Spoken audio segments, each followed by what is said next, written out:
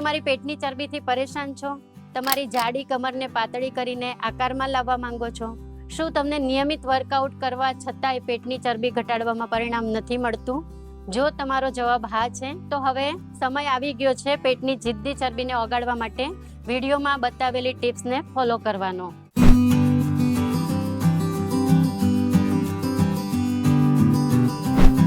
નિષ્ણાતોનું માનવું છે કે પેટની ચરબી એ તમારા સુંદરતામાં તો ઘટાડો કરે જ છે, પણ સાથે સાથે type 2 diabetes, BP, cholesterol, fatty liver, thyroid અને સાથે સાથે પીસીઓડી અને કેન્સર જેવી બીમારીના જોખમને પણ વધારે છે. આયુર્વેદનું માનવું છે કે જેનું પેટ બહાર છે એના સઘળા રોગ અંદર છે. પરંતુ મિત્રો, ક્યાંક ને ક્યાંક આપણી માન્યતા એવી છે કે જેનું પેટ બહાર છે એ તો સુખી પરિવારની નિશાની કહેવાય. પરંતુ આજના સમયમાં આ માન્યતા ખોટી પડી રહી છે અને પેટની ચરબી તમારા શરીરના મોટી મોટી બીમારીઓના જોખમને પણ વધારી રહી છે. અયોગ્ય આહાર, કસરતનો અભાવ, બેઠાડું જીવન, સ્ટ્રેસ, તણાવ, ચિંતા આ બધાના જ કારણે ક્યાંક ને ક્યાંક અત્યારે આપણું પેટ બહાર આવી રહ્યું છે. અને આ વધેલું પેટ એ આપણી સુંદરતામાં, આપણા કોન્ફિડન્સમાં, આપણા પર્સનાલિટી પાવરમાં પણ ક્યાંક ને ક્યાંક ઘટાડો કરી રહ્યું છે. અને ખાસ કરીને મહિલાઓને આ વસ્તુ વધારે હોય છે કે તેમને સુંદર દેખાવું બહુ ગમતું હોય છે.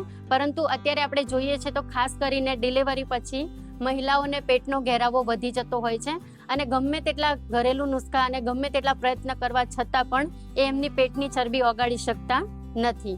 મિત્રો, શરીરમાં ઝડપથી વધતો જો કોઈ પણ એક ભાગ હોય તો એ છે પેટનો ઘેરાવો.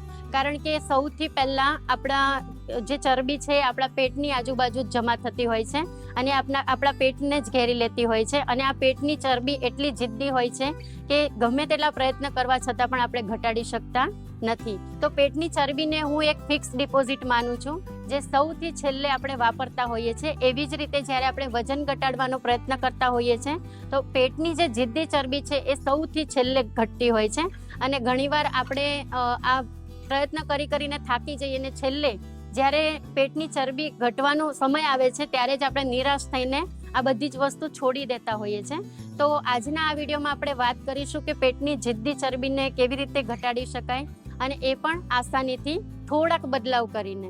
તો વિડીયોને અંત સુધી જરૂરથી જોજો. વિડીયો ખૂબ જ ઇન્ટરેસ્ટિંગ થવાનો છે. ચેનલ પર નવા છો તો ચેનલને સબસ્ક્રાઇબ જરૂરથી કરજો.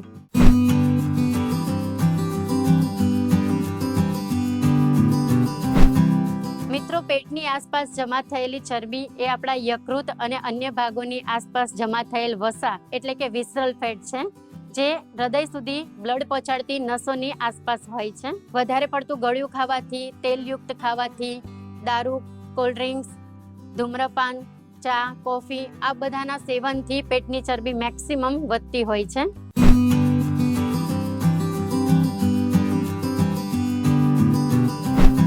મિત્રો, પેટની જિદ્દી ચરબીને ઘટાડવા માટે આટલું જરૂરથી કરો: મીઠા લીમડાનું સેવન.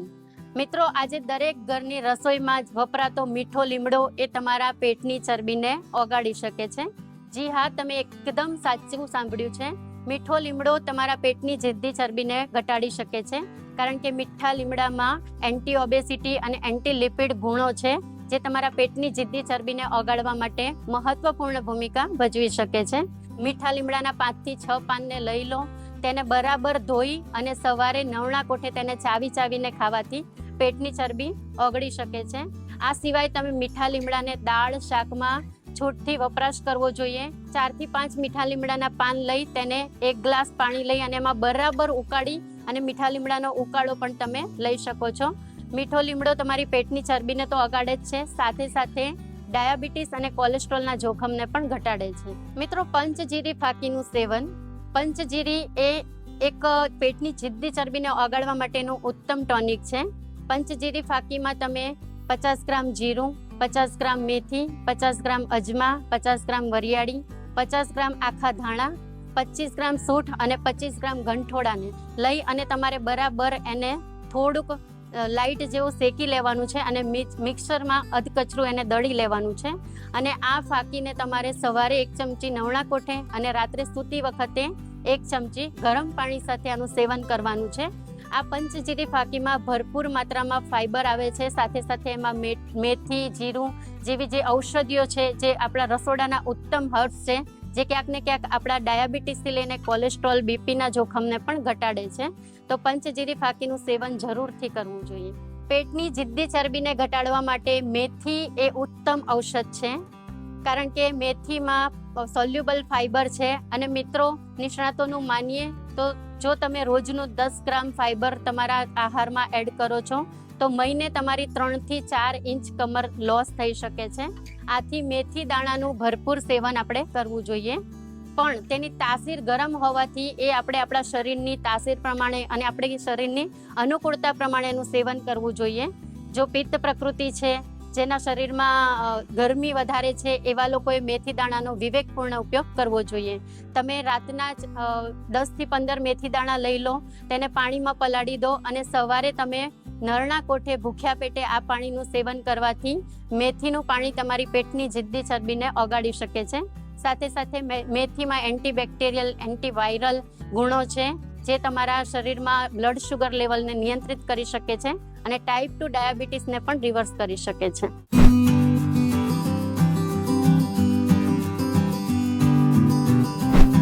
મિત્રો, શું તમને ખબર છે પાણીમાં પથ્થરોને ઓગાળવાની તાકાત છે? તો શું પાણી આપણી પેટની જિદ્દી ચરબીને ના ઓગાળી શકે? જી હા, જરૂરથી ઓગાળી શકે. મિત્રો, નિષ્ણાતોનું માનવું છે કે પાણી તમારું વજન ઘટાડી શકે છે, અને એમાંય જો હૂંફાળું પાણી હોય તો સોને પે સુહાગા જેવી વાત છે. તો મિત્રો, પેટની જિદ્દી ચરબીને ઓગાળવા માટે તમારે દિવસમાં ઓછામાં ઓછું 3 વાર તો ગરમ પાણીનું સેવન જરૂરથી કરવું જોઈએ. અને એમાંય તમારે સવારે નવણા કોઠે ભૂખ્યા પેટે વાસી મોઢે જે ગરમ પાણીનું સેવન કરો છો, એ પાણી તમારા પેટની જિદ્દી ચરબીને ઓગાળવા માટે મહત્વપૂર્ણ ભૂમિકા ભજવે છે. કારણ કે આખી રાતનું આપણું જે મોઢામાં છે બહુ બધી લાળ બની હોય છે, અને જ્યારે સવારે આપણે ઉપડું આસનમાં ઊભા પગે બેસી અને ગરમ પાણી પીએ છીએ તો એ પાણીની સાથે બહુ બધી જે લાળ રસ છે એ આપણા પેટની અંદર જાય છે અને એ સારી રીતે પાચનનું કામ કરે છે. અને મિત્રો, જો પાચન સારું હશે તો ઓટોમેટિક વજન પણ ઘટશે અને પેટની જિદ્દી ચરબી પણ ઘટશે. આથી સવારમાં વાસી મોઢે 2 થી 3 ગ્લાસ હૂંફાળું ગરમ પાણી પીવો, બપોરે જમ્યાના અડધો પોણો કલાક પછી 1 ગ્લાસ ગરમ પાણી પીવો, અને રાતના સૂતી વખતે પણ તમે 1 ગ્લાસ ગરમ પાણીનું સેવન જરૂરથી કરી શકો છો. અથવા તો સવારે તમે ગરમ પાણીમાં 1 ચમચી એપલ સાઇડર વિનેગર નાખીને પણ લઈ શકો છો. એપલ સાઇડર વિનેગરમાં એવા એન્ઝાઇમ છે, એવા એસિડ છે જે તમારી પેટની જિદ્દી ચરબીને ઓગાળી શકે છે. તો એપલ સાઇડર વિનેગર પણ તમે જરૂરથી લઈ શકો છો. આ સિવાય મિત્રો, પેટની જિદ્દી ચરબીને ઓગાળવા માટે તમે ડિટોક્સ વોટર પણ બનાવી શકો છો. ડિટોક્સ વોટર બનાવવું ખૂબ જ આસાન છે. સવારે 2 થી 3 લીટર નોર્મલ પાણી લઈ લેવાનું છે.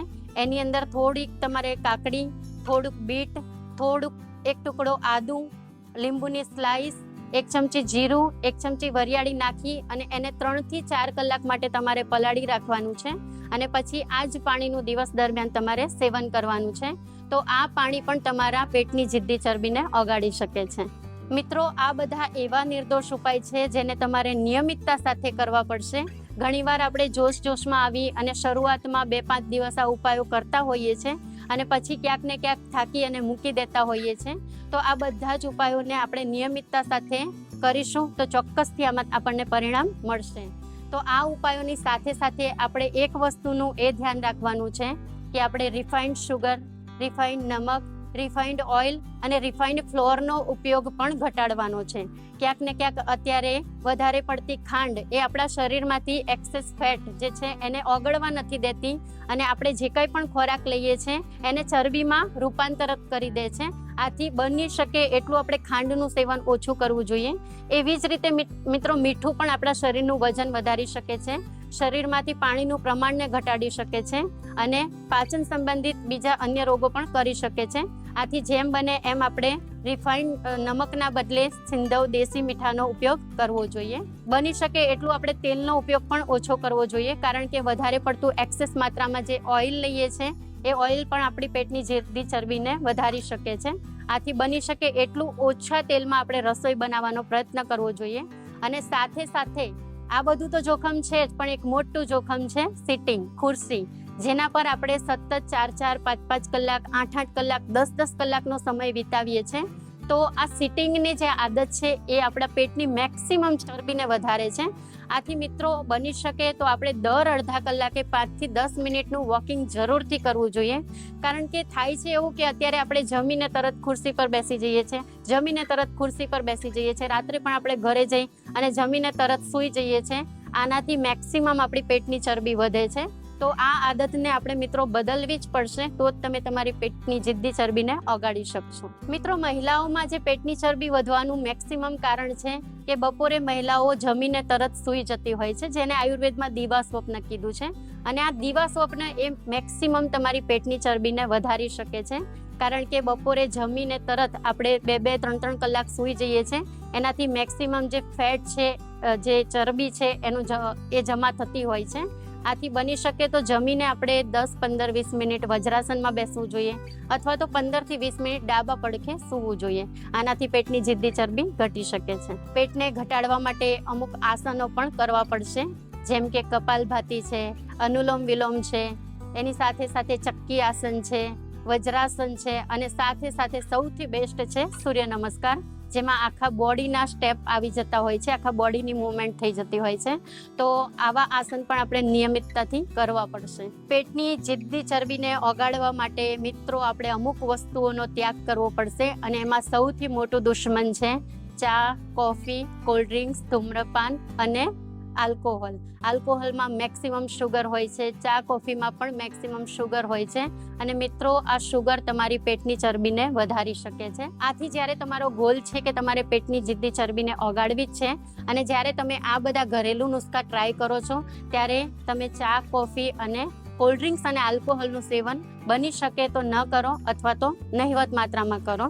તો આનાથી પણ પેટની જિદ્દી ચરબીને ઓગાળવામાં મદદ મળી શકે છે. તો મિત્રો, જીવનશૈલીમાં નાના બદલાવ અને આપણી અમુક આદતોમાં નાના બદલાવ કરીને આપણે પેટની જિદ્દી ચરબીને ઓગાળી શકીએ છીએ, આપણી પર્સનાલિટી પાવરને વધારી શકીએ છીએ, આપણી સુંદરતાને વધારી શકીએ છીએ, અને આપણા કોન્ફિડન્સ લેવલને પણ વધારી શકીએ છીએ. તો વિડીયોમાં બતાવેલી માહિતી તમને કેવી લાગી?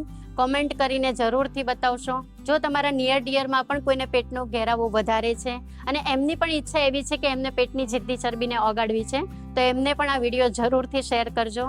હું આવી જ નવી જાણકારી લઈને આવતી રહું છું. તો અમારી આરાધ્યા હેલ્થ સેન્ટર સાથે જોડાવા માટે અમારી ચેનલને સબસ્ક્રાઇબ જરૂરથી કરજો. ધન્યવાદ.